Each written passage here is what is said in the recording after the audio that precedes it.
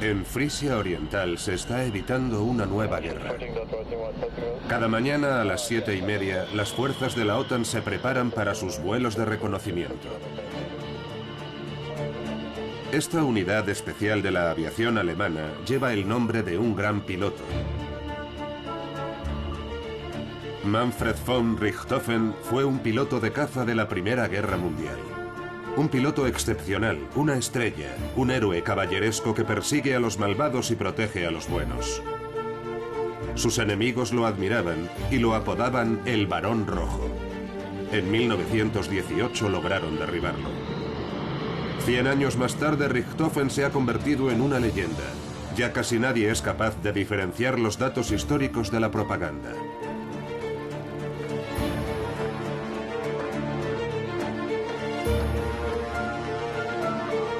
El Tercer Reich manipuló sin escrúpulos al legendario Richthofen. Los nazis ya no están, pero el mito sigue vivo. 70 años más tarde, un historiador consigue acceder en exclusiva al archivo nobiliario de la familia Richthofen. Y por primera vez puede ver documentos privados que son la clave de las oscuras pasiones y los deseos del Barón Rojo. ¿Quién fue Manfred von Richthofen? ¿Cómo se convirtió ese joven en una de las mayores leyendas de nuestro tiempo? Manfred von Richthofen, el Barón Rojo.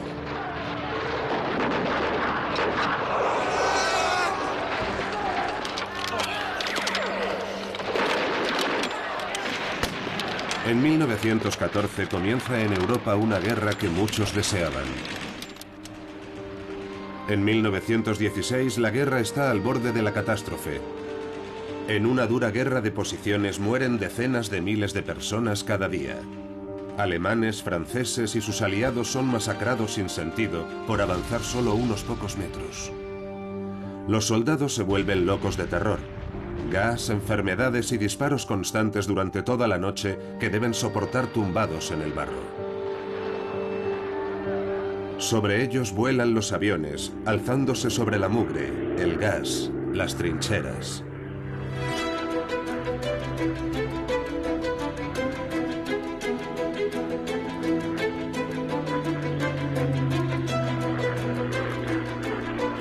Los hombres que pilotaban esas cajas de lona pronto se convirtieron en los héroes de la guerra.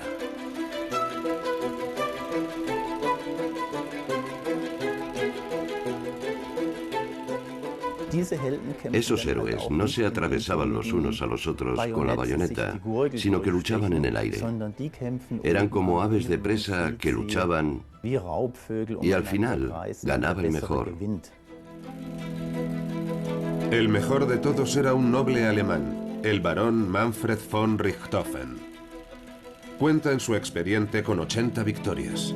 El joven aristócrata todavía es conocido como el Caballero del Aire.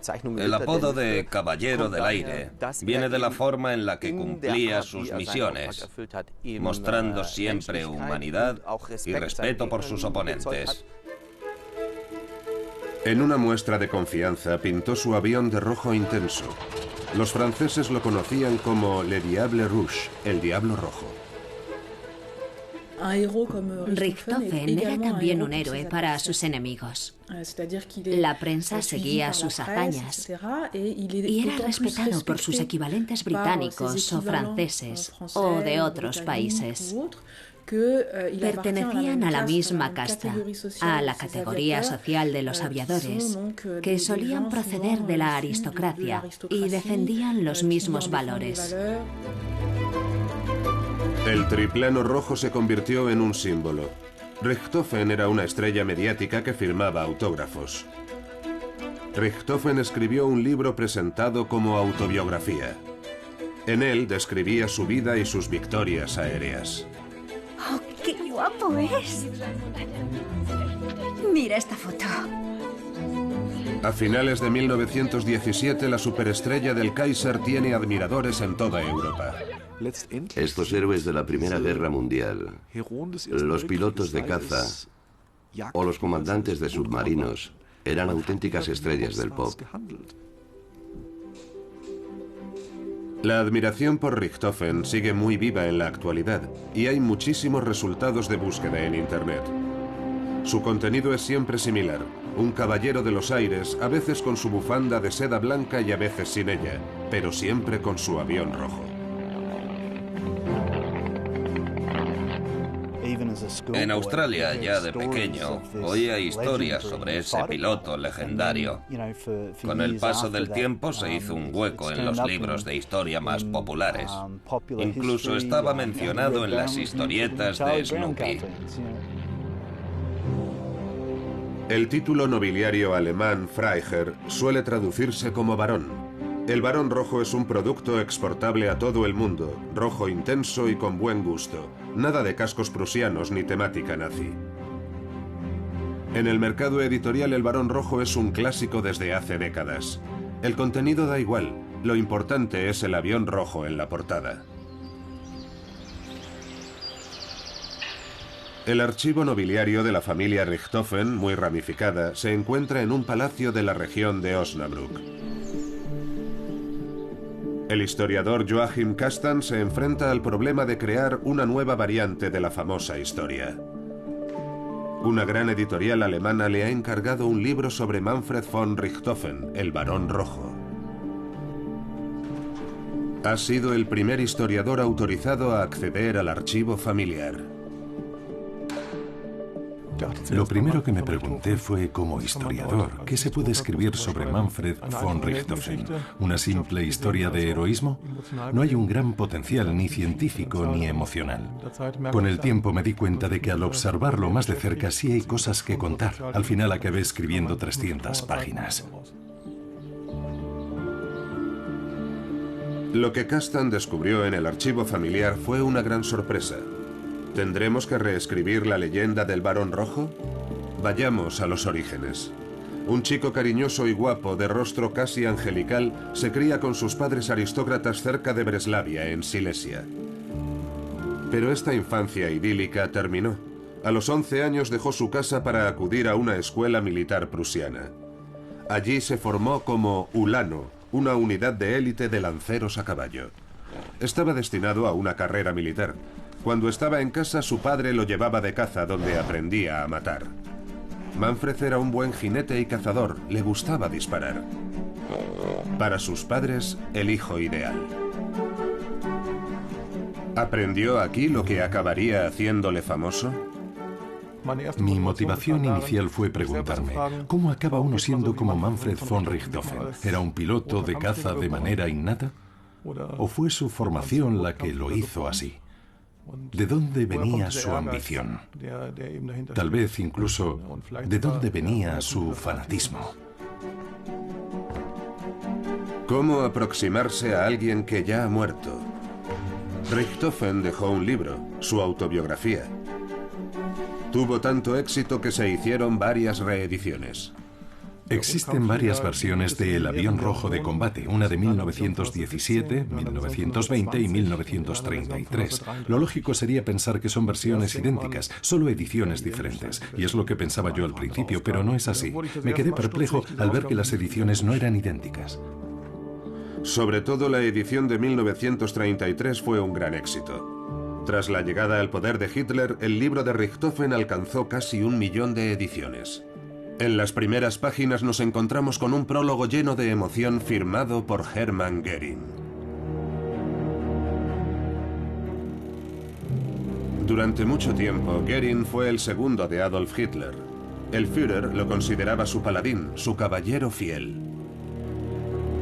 De hecho, fue el aristócrata Göring el que introdujo a Hitler en la alta sociedad.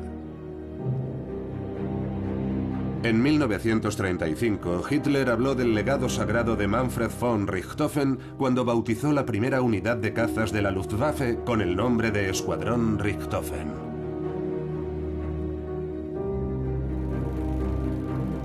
La R roja pintada en el costado de los cazas los hacía identificables desde lejos.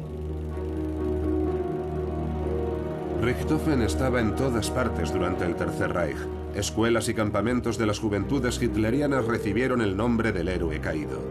Intentaban entusiasmar a los jóvenes por las batallas aéreas, por la guerra. A pesar de las prohibiciones del Tratado de Versalles, se buscaban pilotos dispuestos a morir por la patria. Cuando los nazis establecieron su régimen y su nueva Luftwaffe, Hermann Göring fue un auténtico símbolo. Había sido el último comandante del escuadrón de Richthofen. Es decir, Hermann Göring significaba la unión entre el antiguo escuadrón del mítico Richthofen y la nueva Luftwaffe. Göring se apropió del legado de Richthofen. Reconocía el potencial del Barón Rojo para su propia carrera y utilizó el cine. El constructor de aviones holandés Anthony Fokker creó un documento único: 2 rollos de material en 16 milímetros. Fokker, que también era aficionado a volar, grabó varias veces el escuadrón de Richthofen en el frente occidental. La última vez fue en agosto de 1918. Un año antes había grabado al mismo Barón Rojo. Estaba entusiasmado con el joven piloto de cazas y realizó las únicas filmaciones suyas que existen.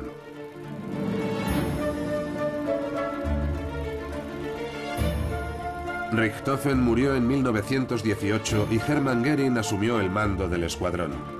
Duró en el cargo solo unas semanas porque la guerra acabó poco después, pero ese breve tiempo como comandante le fue muy útil 15 años más tarde.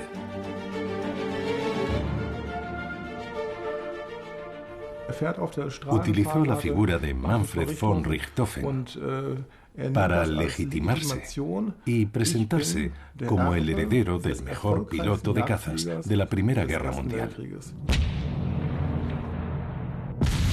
En 1914 Alemania luchaba en 2 frentes. Los franceses no se habían dejado invadir como estaba previsto y el avance alemán se estancó en una guerra de posiciones. Las tropas solo se mueven en el frente oriental.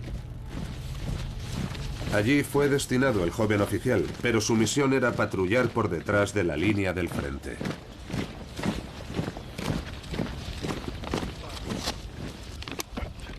Era una zona tranquila y poco peligrosa. Manfred está decepcionado. No vengo a la guerra para buscar queso y huevos, les decía a sus compañeros.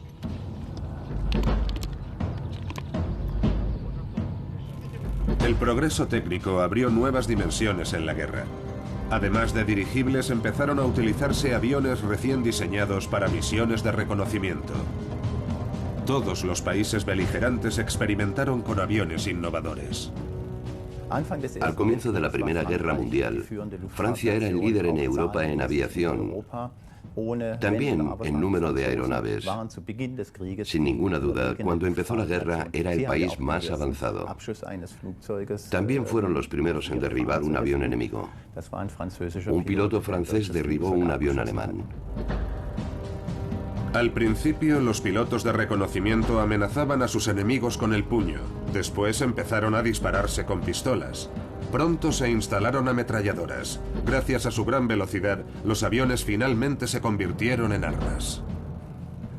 Unas veces un país era el primero, otras veces era el segundo. Los ejércitos reaccionaban a los avances del enemigo. En 1915, con el monoplano Fokker, los alemanes desarrollaron un arma claramente superior a los aviones ingleses y franceses. El problema era el siguiente: solo se podía disparar hacia los lados o hacia atrás. La hélice impedía disparar hacia adelante. Solo algunos pilotos que tenían hélices protegidas con metal podían disparar hacia adelante. Entonces, Fokker diseñó un sistema que lo cambió todo: la ametralladora sincronizada. La hélice y la ametralladora estaban compenetradas de modo que se podía disparar entre las aspas sin dañarlas.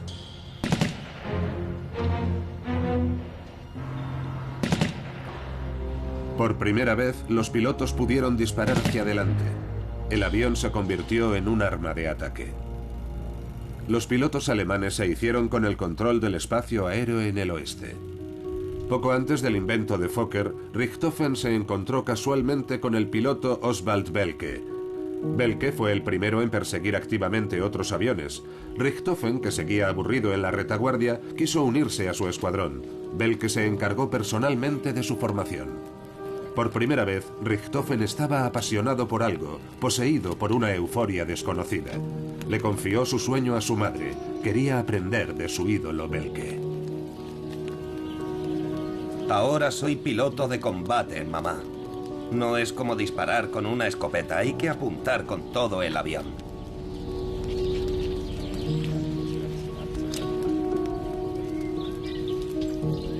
Por fin había llegado el momento. Él se sentaba a los mandos del avión y el observador apuntaba a las personas en tierra. Para Richthofen, parecían de juguete. Bajamos a la menor altitud posible. Mi observador disparaba con la ametralladora sobre el enemigo. Nos divertimos muchísimo.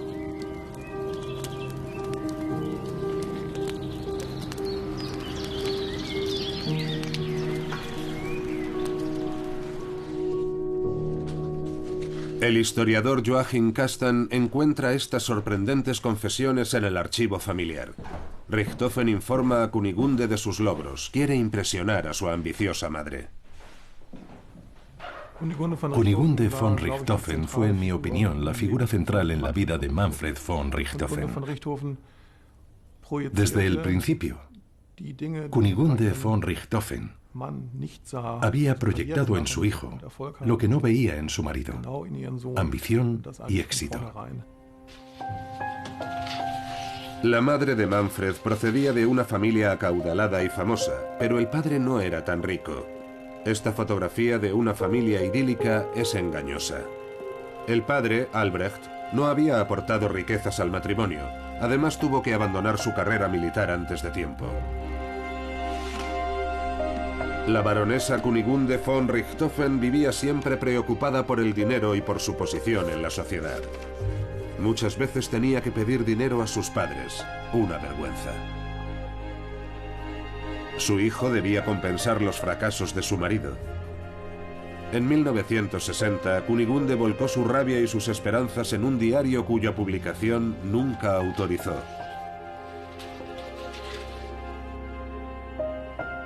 El historiador Kastan ha podido ver en exclusiva el diario.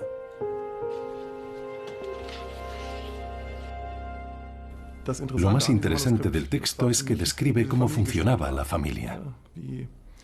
La relación de los padres, de la madre con su hijo, del padre con su hijo y de los hermanos entre sí. Es la clave para entender cómo funcionaba como persona.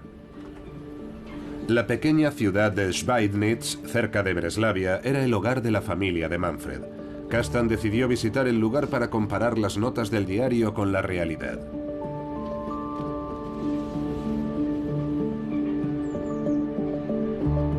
Hace 100 años, la ciudad polaca de Świdnica pertenecía a Silesia Interior y por lo tanto a la región oriental del Imperio Alemán.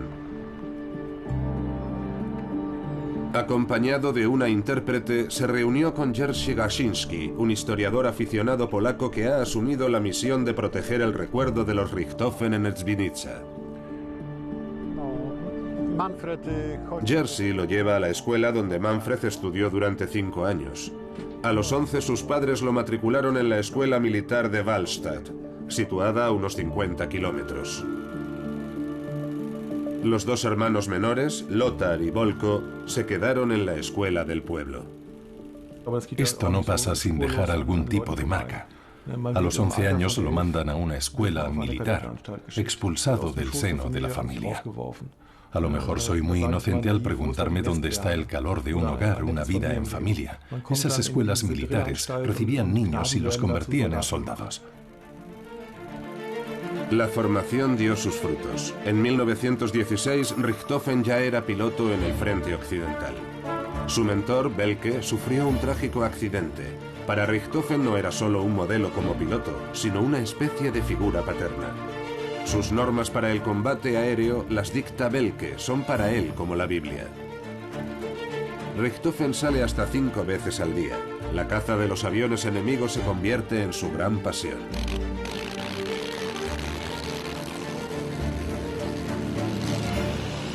El 17 de septiembre de 1916 derriba su primer avión en el norte de Francia.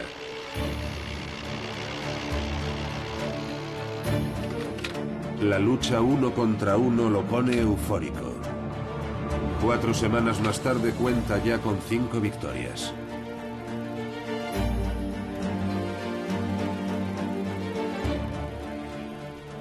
Sin duda, ser el mejor en una nueva tecnología era emocionante.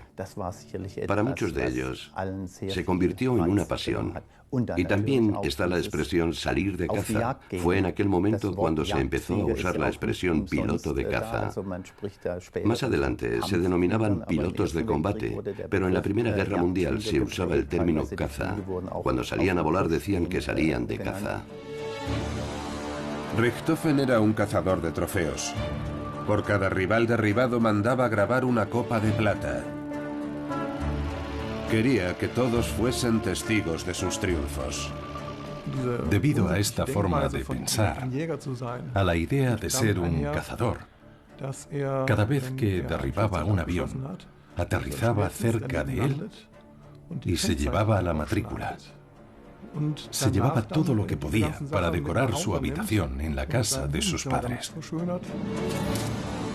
Pero Richthofen quería algo más. Quería obtener la máxima distinción militar que podía recibir, la Orden pour le Mérite. Su ídolo, Belke, también la tenía. Debía demostrar que había derribado a 16 rivales y se esforzaba mucho por reunir las pruebas. Cada piloto muerto lo acercaba a la fama y el reconocimiento que deseaba. Por fin, después de 16 victorias, pudo ponerse al cuello la ansiada medalla. Kunigunde estaba rebosante de alegría cuando llegó a Schweidnitz con ella. Para los soldados, estas medallas tienen una función simbólica importante, pero la percepción puede variar. Para algunos es una prueba de valor, de heroísmo, algo que pueden dejar para la posteridad, como símbolo tangible de su heroísmo. 1917. El imperio alemán está en un mal momento. Los aliados llevan nuevas máquinas al frente y la guerra se transforma en una guerra de desgaste.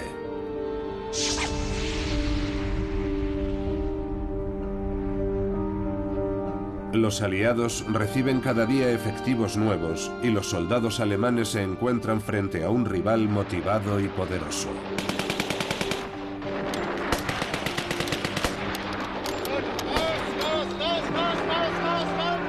Rodeados por montañas de cadáveres, están al límite de sus fuerzas. En marzo de 1917, el alto mando supremo alemán retira sus tropas hasta la llamada Línea Sigfrido. En la batalla de Verdún de 1916, habían muerto miles de soldados cada día. En la batalla del Somme, aún más, sin ningún beneficio estratégico. Ya habían caído 6 millones de soldados, y la patria se hundía en la tristeza y el miedo. Los cambios de actitud en el pueblo producen efectos en el frente, y la situación del frente también tiene efectos en el pueblo. Los vínculos entre el frente y el pueblo son fuertes, y en las épocas de baja moral de 1916-1917 los ánimos son similares en el ejército y entre los civiles. Fue la época de las grandes huelgas, de los motines en el ejército francés. Los soldados y los civiles se influyen mutuamente.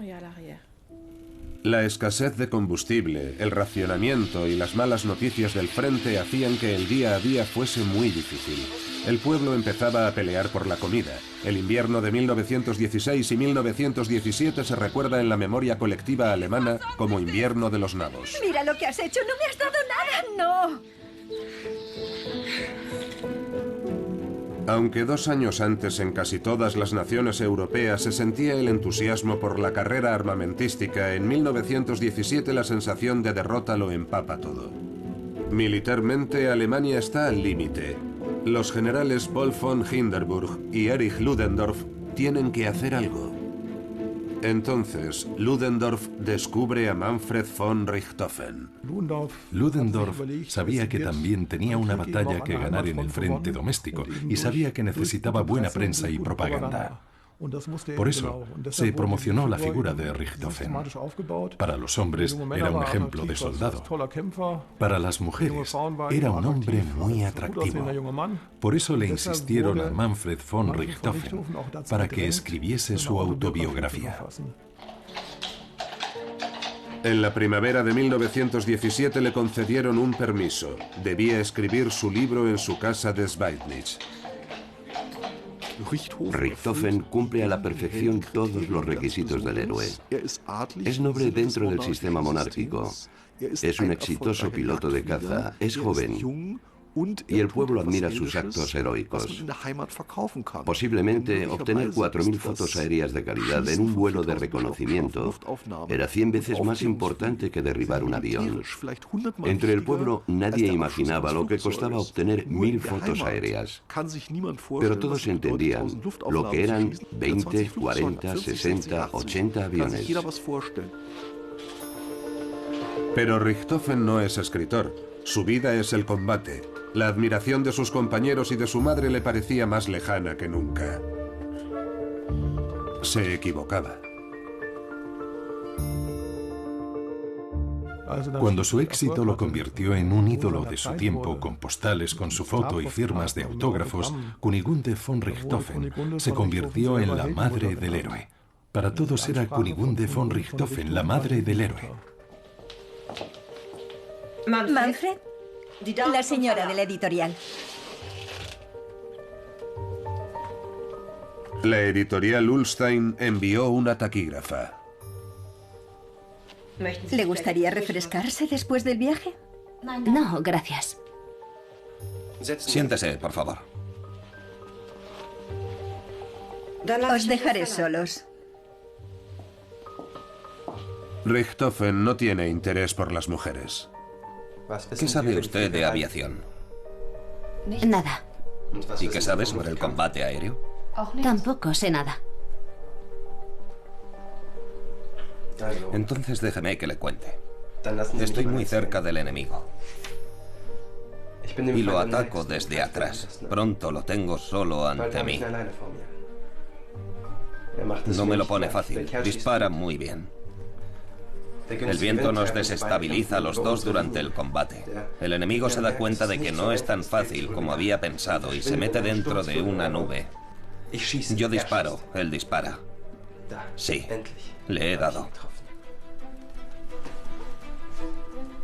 Satisfecho vuelvo a casa para celebrar mi 33 cumpleaños. Solo la guerra y la caza le hacen sentirse vivo. La primera vez que consigo acercarme mucho, pulso el botón de la ametralladora. Hay un breve intercambio de disparos. El Nieuport se eleva y después se lanza en picado. Primero pensamos que era una acrobacia de las que hacen los pilotos franceses, pero no paraba de bajar y bajar.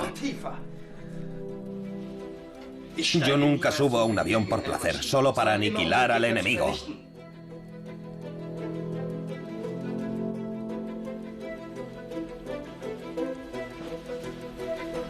La admiración de las mujeres dejaba frío al joven Richthofen.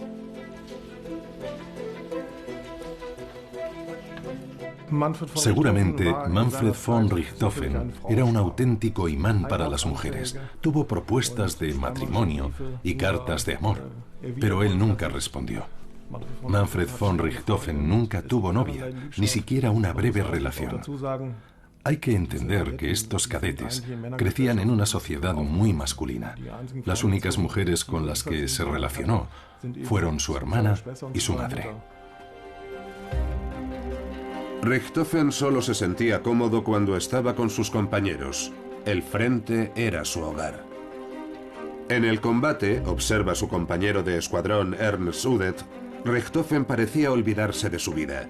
Casarse y tener familia no significaba nada para él. Vivía siempre al límite, de una manera que otros solo experimentaban en ocasiones. El equipo de relaciones públicas de Ludendorff presentaba al cazador de personas como un caballero del aire que perdonaba la vida a sus enemigos después de pedirles que aterrizasen. La filmación de Fokker documenta la leyenda. La secretaria dejó fuera del libro todos los detalles de su pasión por matar. Allí sobrevuela el avión enemigo que ha hecho aterrizar y lo deja en paz. Su diario de guerra, mucho más objetivo, narra el mismo incidente de otra manera. Richthofen le siguió disparando cuando ya había aterrizado, hasta asegurarse de que estaba muerto. Richthofen estaba al mando de un escuadrón de caza de élite. Hizo pintar su propio avión de rojo intenso como provocación. Sus enemigos lo temían y lo conocían como el Diablo Rojo. Solo en abril de 1917, el escuadrón de Richthofen derribó 275 aviones enemigos. El 2 de junio de 1917, el propio Richthofen recibió un disparo en la cabeza, pero consiguió aterrizar. Lo enviaron de vuelta a Schweidnitz. Su herida se convirtió en una herramienta propagandística. Una foto con su enfermera dio lugar a especulaciones sobre su posible matrimonio. El historiador Kastan visitó con su colega polaco el antiguo palacete de los Richthofen. La familia la compró con una herencia. Tras la lesión de Richthofen, el alto mando militar se encargó de llevar la prensa a Schweidnitz. El tono de la propaganda insistía en que incluso la familia Richthofen debía hacer sacrificios. Son las escaleras. No me lo creo. Qué emocionante. Estas cabezas de león debían causar un efecto representativo. Aquí está la puerta. Y ahí la cabeza de león. La cabeza de león es original. Aquí vivían todos. Manfred con la herida en la cabeza. Kunigunde seguía aquí. Ilse también vivía. Volko era joven. Lothar sigue vivo. Albrecht también. Esta es la última foto de familia, la única. Esta cinta sujeta la venda sobre la herida, que todavía no está bien curada cuando Manfred vuelve al frente. Sus camaradas y su fiel perro Moritz lo reciben. La cámara de Fokker vuelve a estar ahí. Richthofen es feliz en el frente, bromea, juega con el perro. Todos están felices. Pronto volverá a salir de caza, pero con poco éxito. Su avión ahora es muy lento. Los aliados tenían motores con el doble de revoluciones que los motores alemanes. Por supuesto, para un avión de caza esto es un gran problema. ¿Qué podían hacer para competir? Intentaron compensar la falta de potencia con aerodinámica. Un avión con una aerodinámica muy buena ofrece menos resistencia al aire, por lo que necesita menos potencia para alcanzar una determinada velocidad. Desde ese momento, Alemania fue un país líder en investigación aerodinámica por la necesidad de competir con los aliados. El holandés Fokker a la izquierda en la película desarrolló un avión capaz de compensar esa falta de potencia. Un triplano desarrollado a partir del Sopwith Triplane. Su increíble maniobrabilidad era a la vez una ventaja y un inconveniente. Era perfecto para maniobrar en combate, pero requería una gran habilidad. Muchos pilotos se estrellaron tras la introducción del DR-1 en otoño de 1917. Pero Richthofen no tardó en hacerse con el triplano. Como siempre, mandó pintar de rojo su avión. El DR-1 tenía una gran fuerza ascensional gracias a sus 3 alas, un pequeño estabilizador horizontal que hacía que entrase en barrena fácilmente y un fuselaje corto y poco estable, pero que permitía obtener buenas posiciones de disparo en combate. Esta solución de emergencia se convirtió en un símbolo. El mito de Richthofen no sería posible sin el triplano rojo.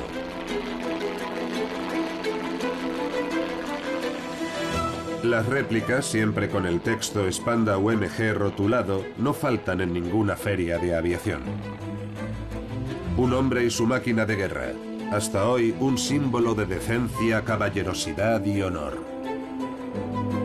En el Imperio, en el Tercer Reich e incluso en la actual República Federal, Manfred von Richthofen es un modelo para todos. Wittmund, Frisia Oriental. Por orden de la OTAN, la aviación federal alemana sigue teniendo un escuadrón Richthofen. Para mí el nombre Richthofen representa profesionalidad, disponibilidad para el servicio y coraje para hacer lo que requiere la situación, para proteger su país y cumplir su misión. Pero la misión y la patria no eran muy importantes para Richthofen. En sus documentos, la guerra es un lugar donde se siente en el centro del mundo. Buenos días, escuadrón. Hoy empezamos en la 2-6. Personalmente, lo que más admiro de Manfred von Richthofen es que le ofrecieron varias veces enviarlo cerca de su casa, lejos del peligro. La intención era conseguir que el héroe siguiese vivo, naturalmente, pero lo rechazó porque no quería abandonar a sus compañeros. En realidad, Richthofen rechazó la oferta porque la guerra era su vida. En agosto de 1917, después del disparo en la cabeza, volvió a su unidad, pero estaba cambiado. Antes, Manfred von Richthofen intentaba eliminar al rival rápidamente con un disparo en la cabeza. Sin embargo, durante sus últimos meses de vida, se esforzaba por hacer que los aviones enemigos se precipitasen en llamas. Y también preguntaba a sus compañeros de escuadrón si habían hecho arder el avión enemigo. Debemos tener en cuenta que en aquel tiempo los aviadores no llevaban paracaídas. Ser derribado de esa manera era una deshonra. Acabó por alienar a sus hombres. Cada vez que derribaba un avión, ellos debían ir a buscarle las matrículas. Richthofen no soportaba ver los cadáveres carbonizados. Durante un viaje en tren comentó lo bien que le sabía la comida, aunque acababa de derribar a un par de pilotos envueltos en llamas. Pero ni la nueva técnica de Richthofen ni su libro salvaron a los alemanes de la derrota inminente. En el año 1916, Manfred von Richthofen ya tenía claro que Alemania no podía ganar la guerra. Sin embargo, escribió que no habría un ganador claro. En 1917 y 1918 ya lo tenía claro. Alemania iba a perder la guerra. El imperio alemán se desmoronaría con un gran estruendo. Se preguntaba, ¿qué sería de él tras la derrota? La última vez que Manfred von Richthofen visitó a su familia en Schweidnitz, se despidió de su hermana Ilse y le dijo ya en el andén: es una pena que no haya podido venir más a Schweidnitz y que no nos hayamos visto más. Pero debes entender que no voy a morir en la cama. Ante sus hombres seguía mostrando confianza, pero por dentro estaba por los suelos. Al perder la guerra perdería también todo lo que le hacía feliz. Su aura de héroe, la emoción del combate aéreo, derribar a sus rivales envueltos en llamas. Con su propio fin a la vista, Richthofen se preparó para sus últimas batallas. Una quinta parte de sus victorias aéreas las consiguió durante las últimas 4 semanas de su vida.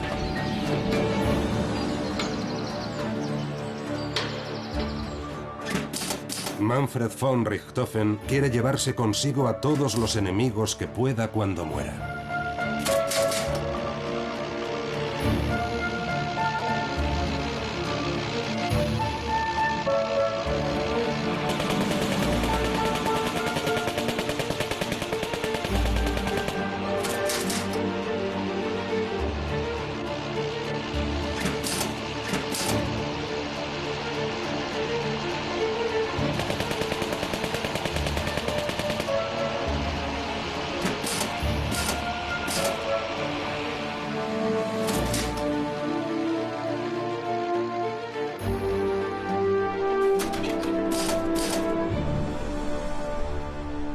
Después de derribar 80 aviones aliados, él mismo recibió un disparo. El 21 de abril de 1918 despegó del aeropuerto de Capy, en Francia. Tras una batalla aérea sobre el Valle del Somme, recibió un disparo en el fuselaje y murió en la cabina. Su muerte fue todo un acontecimiento. Colocaron su cuerpo sobre una tabla y lo fotografiaron como prueba. El Fokker rojo fue desmantelado como trofeo.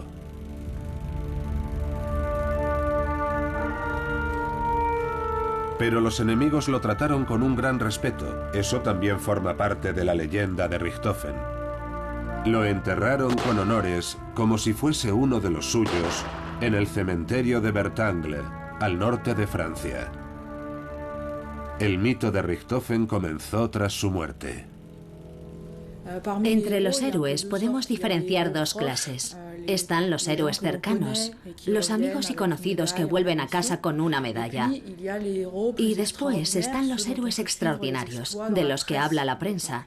Esos son los más importantes porque, tratándose de una guerra industrial con ejércitos inmensos, estos héroes permiten destacar una figura con la que el pueblo pueda identificarse, algo que no permiten los ejércitos masivos. El mito del Barón Rojo creció aún más tras su muerte, no totalmente aclarada. Una posibilidad es la siguiente. Richthofen sigue a un piloto en prácticas por detrás de las líneas enemigas. El piloto canadiense Ray Brown se coloca tras él, dispara y acierta. Richthofen consiguió aterrizar en un campo y murió en la cabina. Brown afirmó durante décadas que él había derribado al Barón Rojo.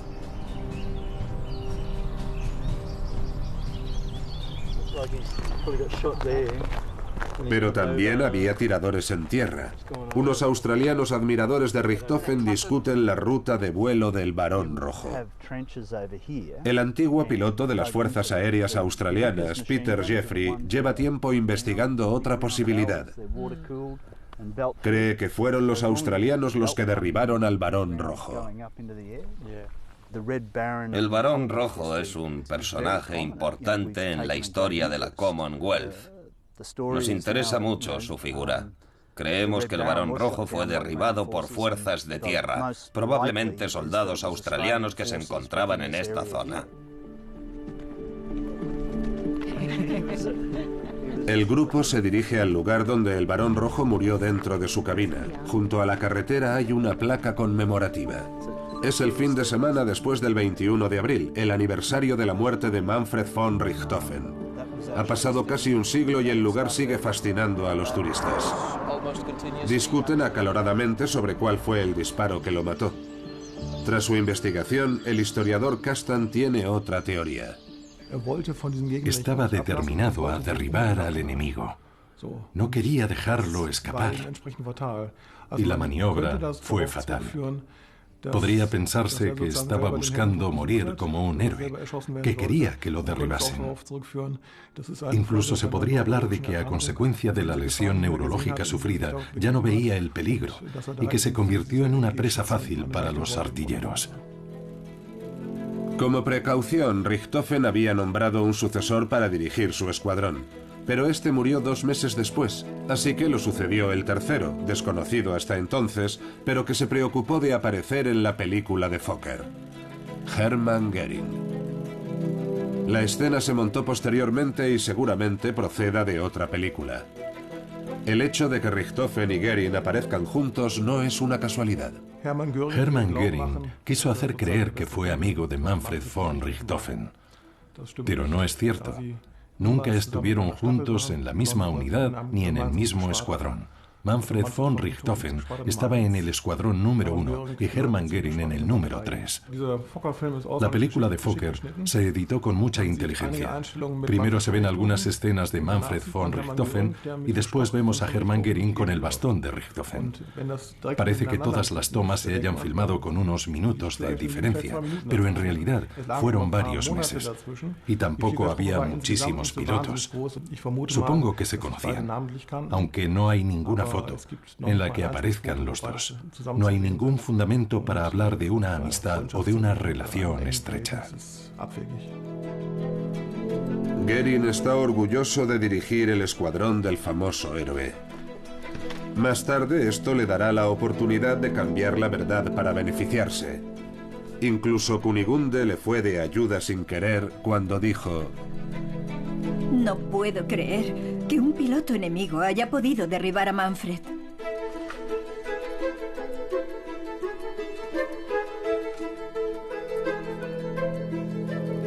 Una frase a la medida de las necesidades propagandísticas del imperio.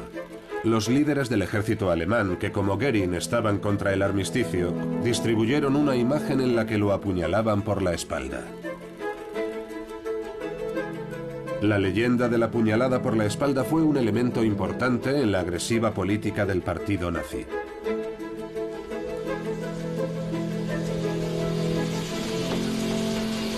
Tras la abdicación del Kaiser, la República de Weimar tuvo que luchar contra la antigua élite militar. Cuando la familia quiso trasladar los restos de Richthofen a Schweidnitz en 1925, los elementos conservadores aprovecharon para dar un golpe de efecto. En lugar de llevarlo a su pueblo, lo enterraron con gran pompa en el cementerio de los inválidos de Berlín.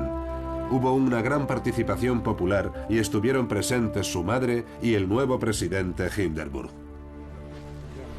Schweidnitz, la ciudad natal de Richthofen, también tuvo su homenaje. Se erigió un monumento al héroe caído. Pero esa reliquia del tiempo del revanchismo es difícil de encontrar. Jerzy Garczynski y Joachim Kastan la buscan. Mirando atentamente, todavía se lee Manfred Freiherr von Richthofen. Todavía se ve. Aquí hay una M. Las letras están borradas. Las han limado. Han utilizado una sierra para piedra y han cortado el monumento por aquí. No parece desgaste normal.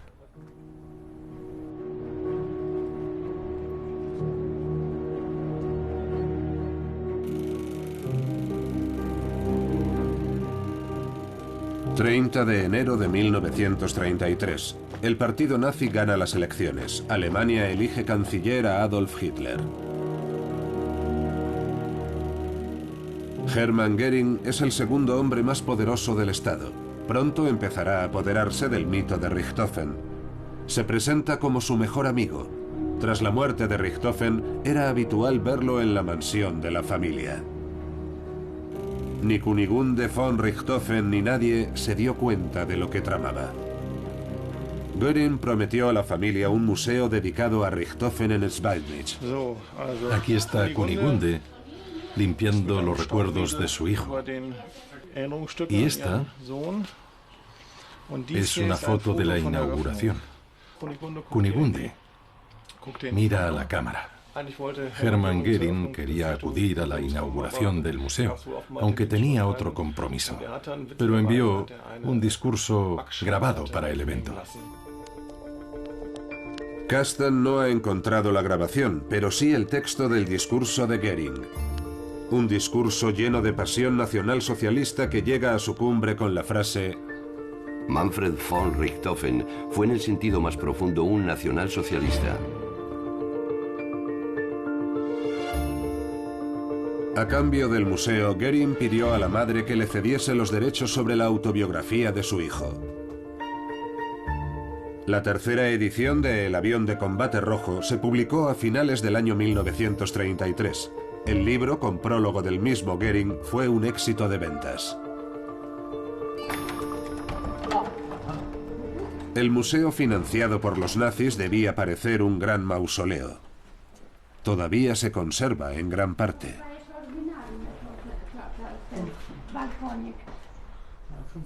Los números pueden ser los originales. El museo tenía 5 salas. Aquí se ve un 3. Más allá todavía se ve un 5. La muerte de Manfred era el tema de esta sala. Tras esta puerta se exhibían cartas de pésame escritas por el Kaiser y por personas importantes. El museo se basaba en las habitaciones originales. Esta era la habitación infantil de Manfred von Richthofen. Aquí estaban todas las placas de los aviones derribados. Lo más extraño es la lámpara. Si la miramos de cerca, vemos que es un motor de avión. Y esta mesa está hecha con hélices. Se trata de trofeos de sus cacerías, como si fueran las astas de un ciervo. Manfred von Richthofen amaba la caza tanto de animales como de personas. Nunca ocultó que disfrutaba matando. Tras la muerte de Richthofen, Hermann Göring se aprovechó de la leyenda del aviador para sus propios fines. El Tercer Reich lo celebraba como héroe de las fuerzas aéreas. La lápida desde la que saluda como mariscal de campo imperial está hoy en los terrenos del ejército en Bidmund. Nadie habla de sus orígenes nazis. Más bien al contrario.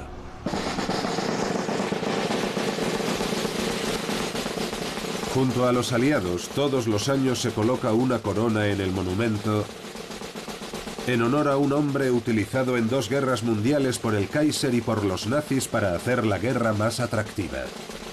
Pero la OTAN es una alianza de defensa con legitimidad democrática. ¿Qué lugar puede tener aquí un héroe de guerra tan poco heroico en el mundo actual?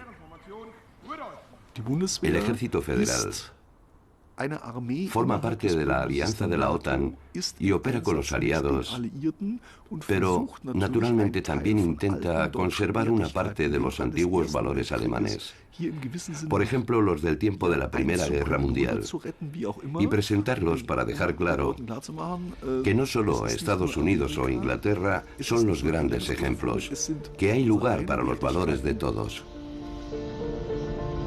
Pero hoy sabemos que los valores, si no iban unidos a medallas y trofeos, no tenían ningún interés para Richthofen. Poco a poco, la persona oculta tras el mito va saliendo a la luz.